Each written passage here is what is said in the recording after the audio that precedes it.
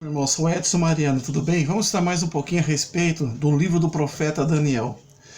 Eu gostaria que você entendesse como é gostoso nós observarmos na leitura da palavra de Deus que, lendo-a, temos absoluta certeza que ela realmente cabe para os nossos dias.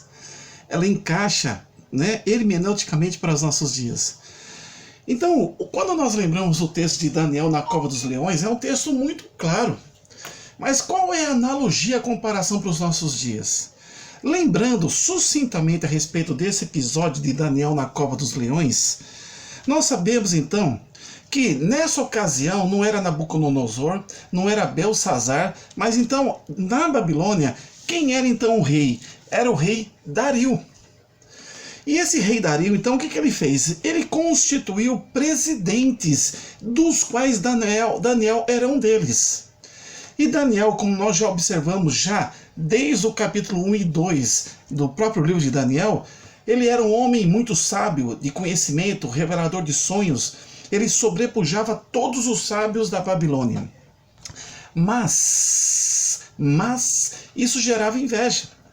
Não acontece contigo também no teu serviço? Porque você tem o dom de excelência, porque você tem o Espírito Santo, o penhor e o selo do Espírito Santo no seu coração, e você percebe que você ali realmente é sal e luz, é um vagalume naquela escuridão, mesmo no vale da sombra da morte, e ali você está sofrendo, como todos nós, crentes de Jesus, sofremos perseguição no ambiente de trabalho. Não foi diferente com Daniel, meu querido. Daniel, então, diz assim, no capítulo 6, que pareceu bem a Dario constituir sobre o reino 120 príncipes, que estivessem sobre todo o reino. 120 príncipes, então era uma corporação ali. E sobre eles 3 presidentes, dos quais Daniel era um, aos quais esses príncipes dessem conta para que o rei não sofresse dano. Então, o rei Dario instituiu 120 príncipes para uma finalidade, e para reger, administrar e controlar, e cuidar e liderar esses 120 príncipes, constituiu 3 o quê? 3, deixe-me ver aqui, presidentes, dos quais um deles era Daniel. Pois bem, e diz assim, o versículo 3, então mesmo Daniel sobrepujou a esses presidentes e príncipes, porque lhe havia um espírito excelente. Então, você percebe claramente que o ungido do Senhor, ele faz a diferença. Nós em Cristo fazemos a diferença. Guarde bem essa frase, ok? E você sabe muito bem disso. Porque em Cristo nós respeitamos, em Cristo nós somos éticos, em Cristo nós somos pontuais, em Cristo não lesamos a empresa, em Cristo nós somos cooperadores, em Cristo nós somos serviçais, em Cristo nós somos solícitos, em Cristo nós somos educados, em Cristo nós somos amigos, em Cristo nós somos conselheiros, em Cristo nós falamos a palavra de Deus, em Cristo amamos aqueles que estão em nosso redor. Por isso a inveja prevalece. E sempre vai prevalecer, porque nós sempre seremos perseguidos pelo ímpio. Nós sempre seremos perseguidos pelos gentios, por aqueles que não têm o Senhor como único e suficiente Salvador. Não é isso mesmo que acontece com a tua vida? Mas guarde essa palavra, que tem realmente algo maravilhoso para o seu coração e para o seu entendimento.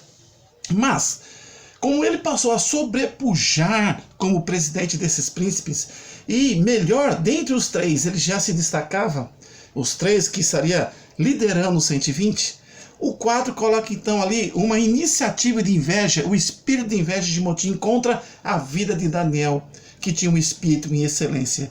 Diz assim, então os presidentes e os príncipes procuraram achar ocasião contra Daniel a respeito do reino, mas não podiam achar ocasião ou culpa alguma, porque ele era fiel e não se achava nele erro nem culpa. Esses se motinando, se reunindo, para quê? Fazendo ali um piquete, como se fosse aí sindical, para que maquinassem uma situação para achar erro em Daniel. Mas, como Daniel era um homem firmado, fiel no Senhor Jesus, de oração, eles nada encontraram. Mas a mente maligna, então ali, compactuada com Satanás, articularam uma situação para que pegassem uma situação que pudesse realmente prejudicar Daniel. Eles entenderam que Daniel orava ao seu Deus, que é o meu Deus e o seu Deus, o Deus transcendental, o Deus imanente, o Deus autor da salvação. Eles então fizeram o seguinte: conjuminaram a levar o rei por convencimento a decretar, né, para que pudesse ser assinado um edito e proibição de que, para que realmente todos adorassem, né, este rei e os deuses desse rei, menos qualquer outro, e que se assim fizesse, sofreria uma penalidade.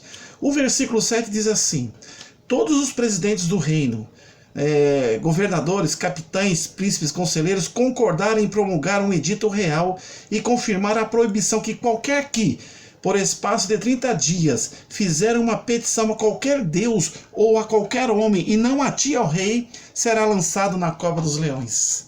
Então que toda a petição fosse direcionada ao rei Dario, e nenhuma outra situação, e nenhuma outra pessoa, mesmo que abstrata ou invisível. Porque eles sabiam, e o edito estava voltado a não pedir algo a alguém, e que se assim fosse, esse pedido deveria ser direcionado ao rei Dario.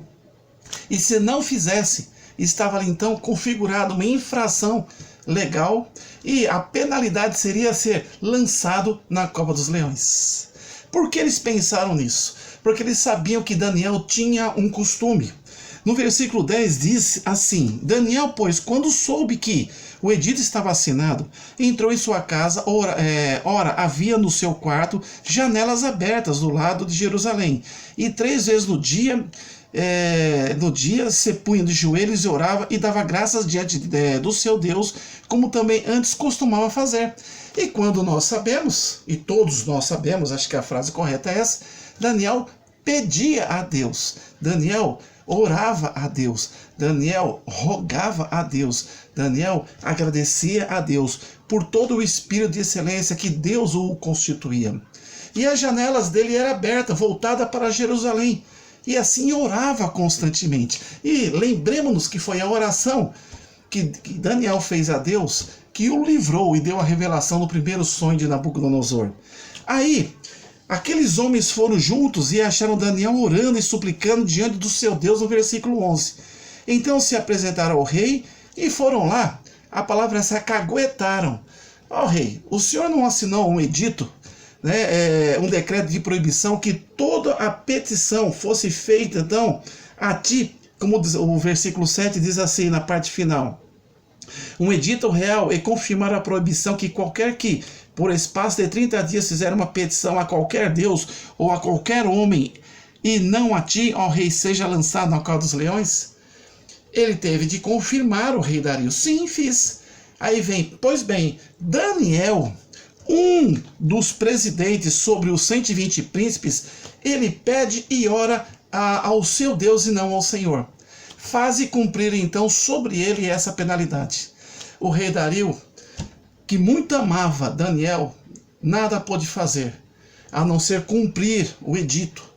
E ele assim lançou Daniel na cova dos leões, e muito entristeceu o seu coração. Mas glória a Deus, Deus o honrou. No outro dia voltou, e Daniel na cova dos leões estava ali protegido pelo anjo do Senhor. E Deus o honrou, e a boca do leão foi fechada, e não devorou esse príncipe do Senhor, esse profeta Daniel. E o rei Dario, no outro dia, ele foi correndo para aquela cova, perante aquela porta ou pedra, coisa parecida, gritou o nome de Daniel. E Daniel disse: estou aqui. E, para a honra e glória do Senhor nosso Deus, aqueles que maquinaram contra Daniel foram lançados, esposa e filhos, e antes de chegar no fundo daquela cova, foram destroçados pelas feras, pelos leões que ali estavam. Mas o que eu quero colocar para você, meu querido, que você descanse no Senhor. Que você sempre será perseguido, mas por quê? Porque você faz a diferença no ambiente de trabalho que você está, no ambiente social que você se encontra. Não porque você é metido, que você quer ser exaltado, porque você assim não faz, porque toda honra e glória é para o Senhor nosso Deus, mas porque os invejosos, aqueles que não têm Jesus como Salvador, eles não se contentam e não conseguem nem entender esse espírito de excelência na vida de Daniel e na tua vida também, principalmente no teu emprego, no teu ministério na igreja. Mesmo na igreja, às vezes, pessoas maquinam, levando na cabeça dos pastores, dos reverendos, dos bispos, dos apóstolos, situações que não são verídicas, para que você possa ser prejudicado no seu ministério. Quantos príncipes de Deus, não estão na casa do Senhor, porque maquinaram contra ele? Meu querido, Deus está contigo. Onde quer que a palma de vossos pés pisarem, e se você realmente está sofrendo e sofrerá perseguições, lembre, assim como Daniel, Deus dará o livramento e te honrará. E aqueles que assim fizeram contra a tua vida, da tua família, dos teus filhos, será lançado na cova dos leões como julgamento eterno. Que Deus possa confortar o seu coração, e que você não tem como fugir desse espírito de excelência, porque você é filho de Deus, e que você continue realmente impactando esse mundo, e que as pessoas invejosas, as pessoas que não têm Jesus como único e suficiente Salvador, que não conseguem vê-lo como bênção do Senhor, possa realmente receber a justiça de Deus. Que Deus abençoe sua vida ricamente.